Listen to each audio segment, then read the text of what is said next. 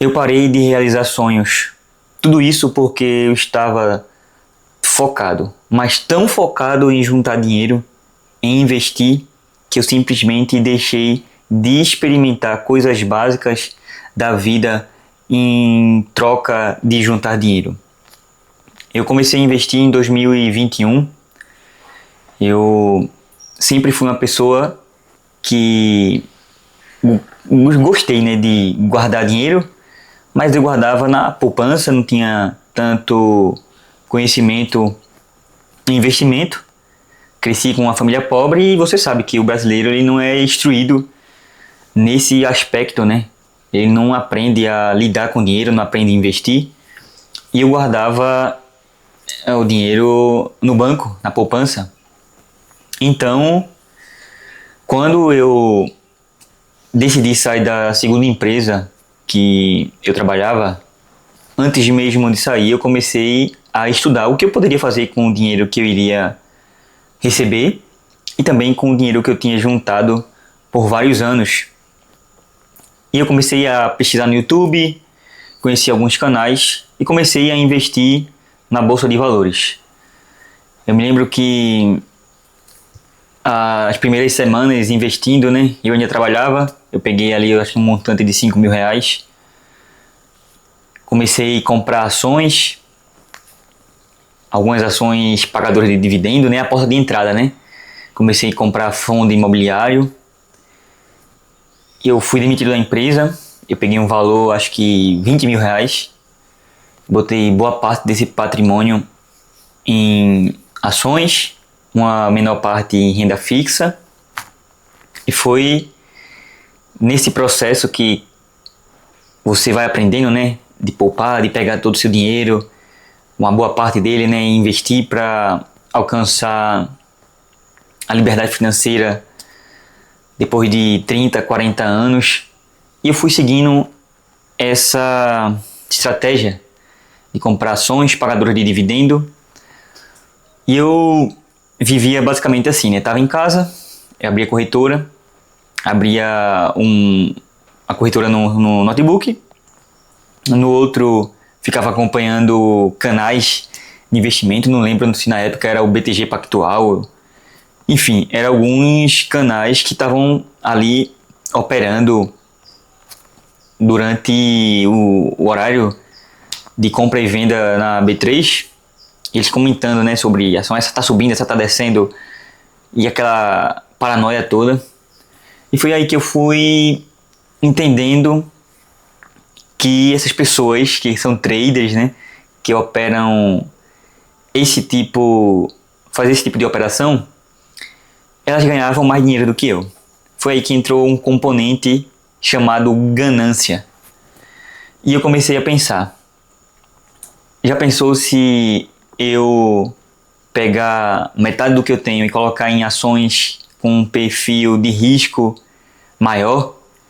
E foi que eu comecei a mergulhar nas profundezas da desgraça, né?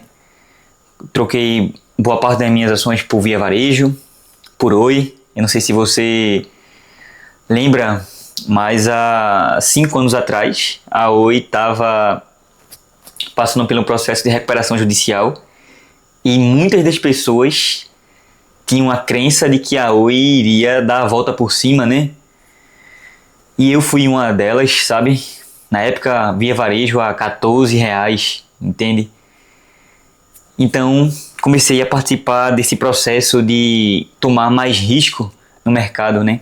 Até porque você que tem 5.000 em um fundo, 5.000 em outro, você vai ver que o que vai pingar ali na sua conta, dependendo do fundo que você investir, fundo imobiliário, tá? Vai ser uma mixaria, né? Vai ser R$ 2, R$ 3. E você não entende que esse processo, ele é um processo de longo prazo. Você quer encurtar isso, né?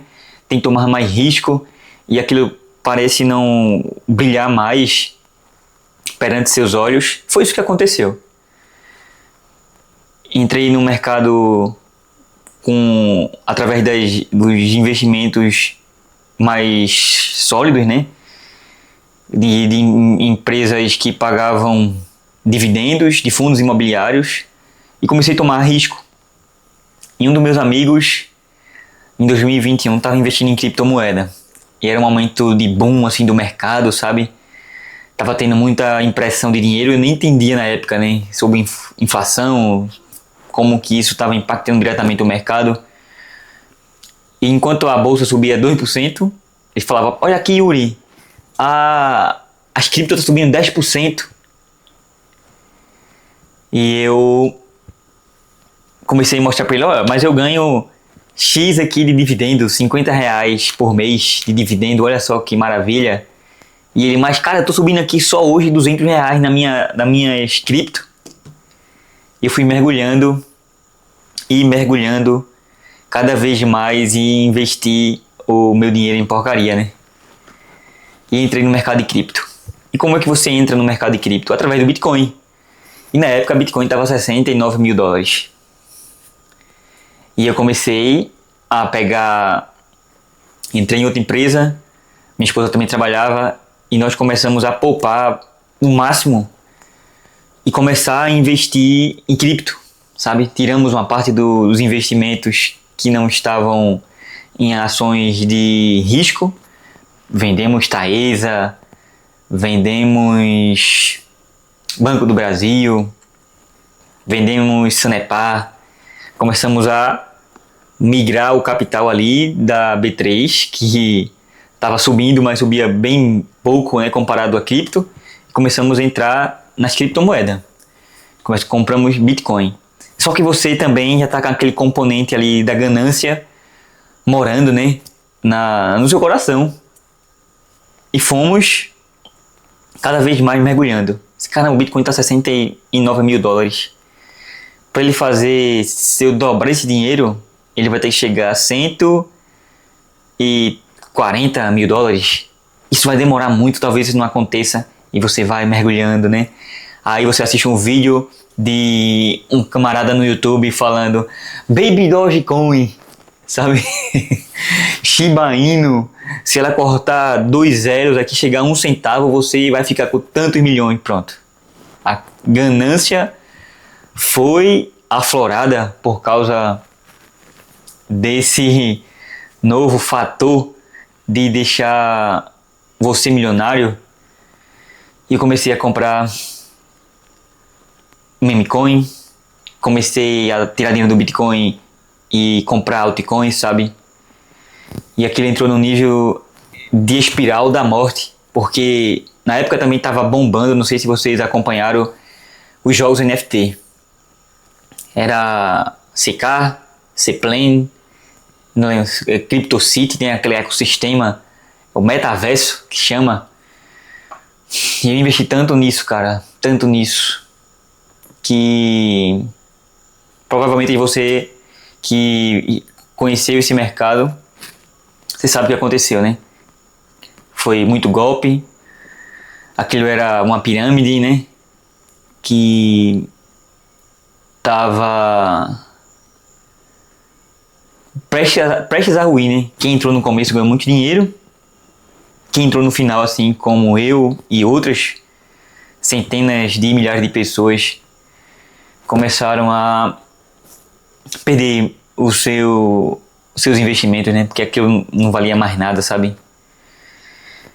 Mas brasileiro não desiste nunca.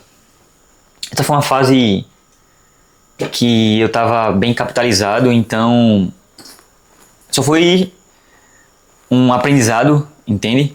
Tipo, perdi dinheiro com jogos NFT, com meme coin, com altcoin, e chegou o período que o mundo inteiro passou pelo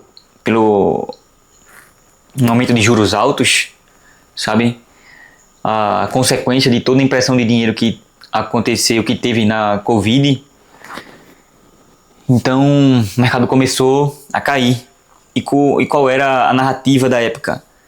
Que o mercado ele anda em ciclos, né? E tinha o bear market e o bull market. Chegamos no bear market e era o tempo de acumular. Foi aí que em 2022 eu novamente continuei poupando o máximo que eu pude.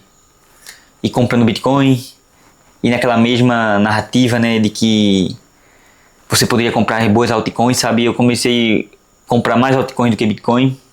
Eu vi Bitcoin acho que foi 15 mil dólares, sabe?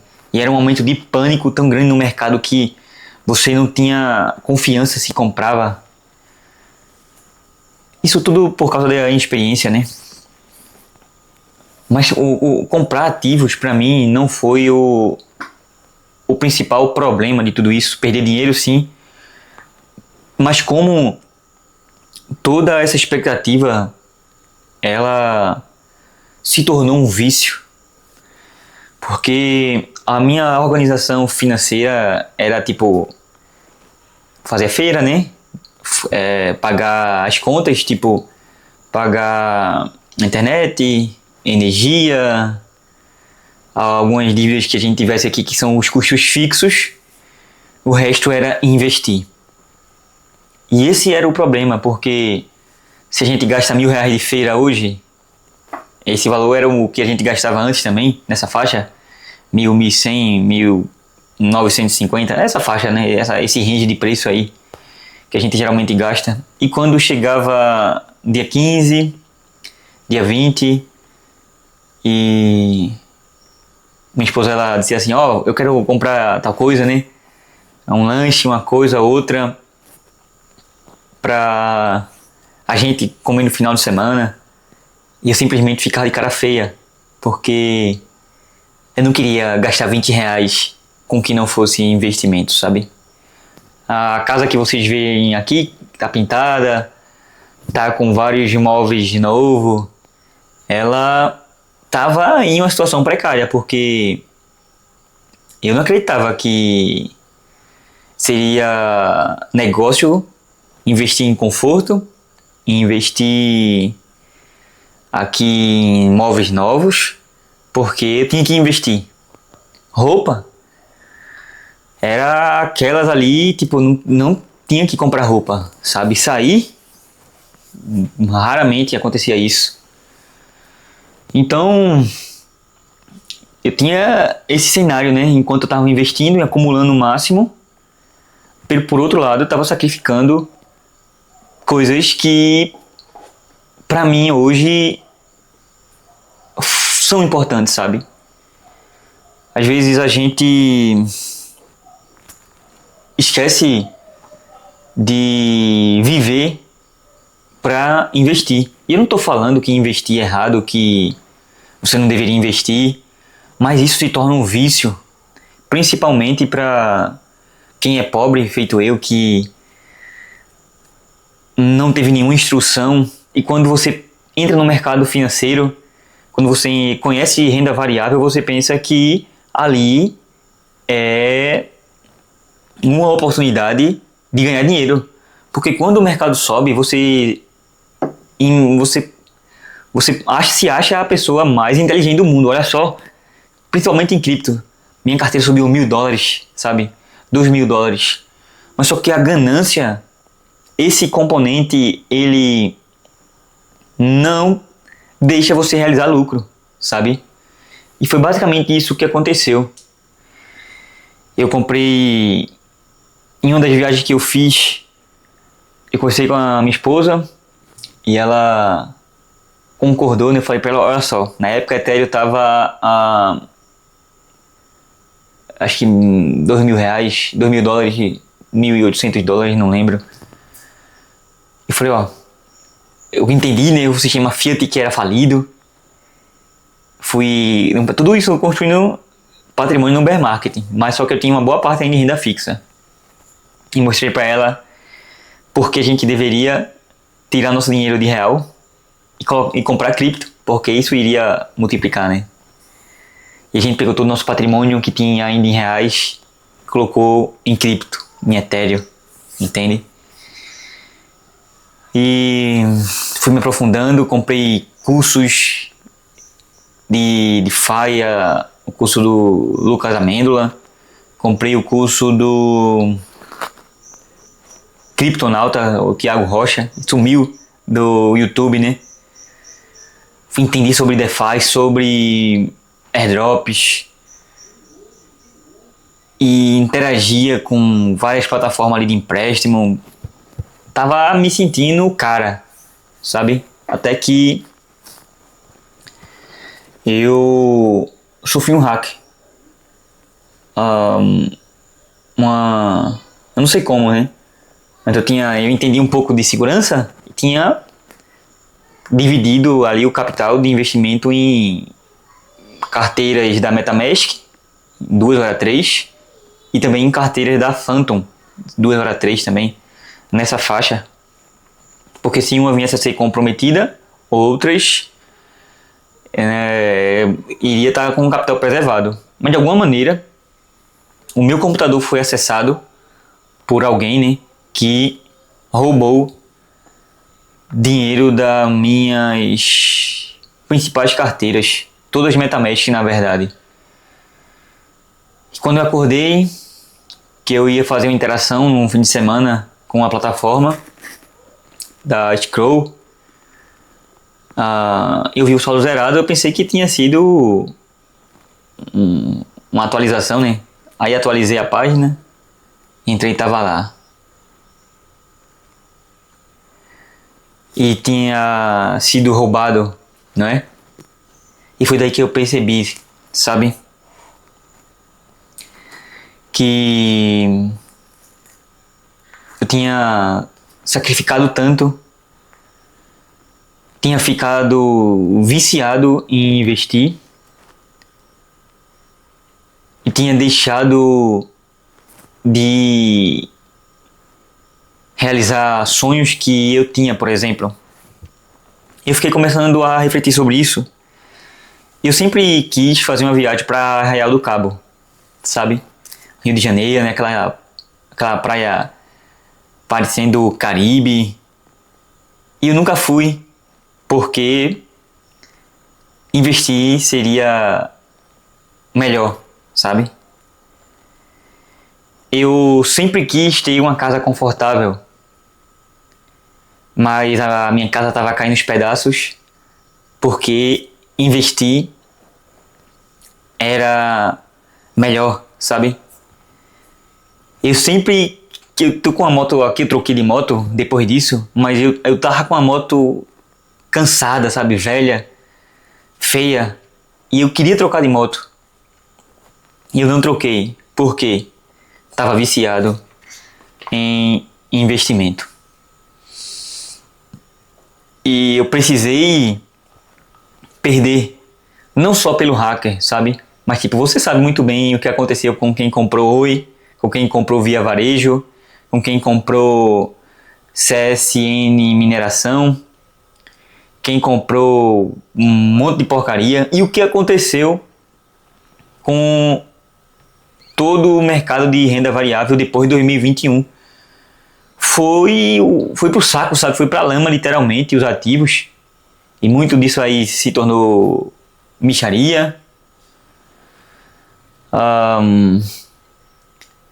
Muito disso aí não teve nenhum retorno, sabe?